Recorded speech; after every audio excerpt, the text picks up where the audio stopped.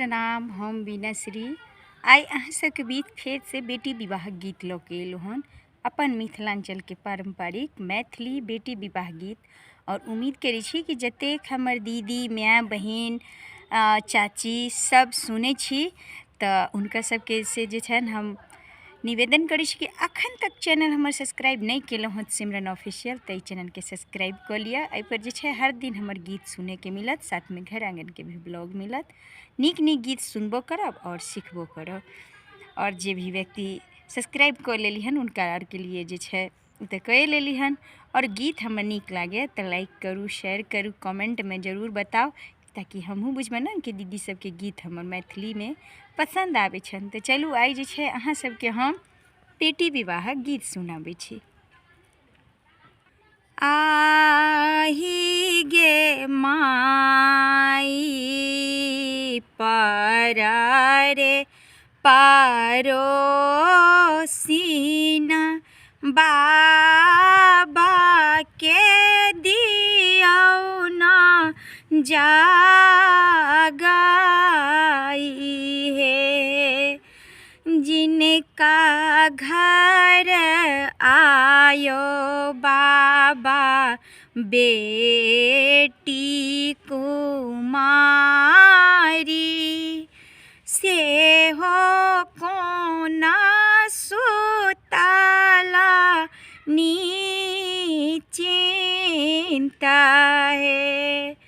जिनका घर आयो बाबा बेटी कुमारी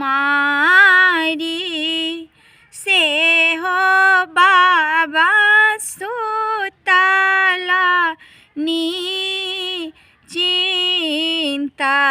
है। एतना बचनिया जब सुनाला ना बाबा काचे नीना उठला चेहाई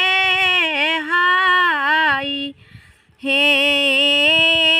तना बचनिया जब सुनाला ना बाबा काचे नीना उठलन चेहाइयो। हाथ लेला छाताबा पहिरी लेलन जूताबा चल भेला मगहा मुंगेर है। हाथ लेलन छाताबा पहिरी लेलन जूताबा चली भेलन मगहा मुंगेर है। तोहारो जुगुत्र बेटी बारो नाही भेटला साऊ से नगर घूमी एलौं हे। तोहारो जुगुत्र बेटी बारो नाही भेटला हारी थकिए घूमी एलौं हे। हे जाई यौ बाबा अयोध्या नगरिया उहाँ में बसला भगवान यो। जाई यौ बाबा अयोध्या नगरिया जहाँ माँ बसला भगवान हे तना बचनिया जब सुनला ना बाबा चली देला जोधा नागर हे पूरब न खोजिहा बाबा दक्षिण खोजिहा चली जइहा जोधा नागर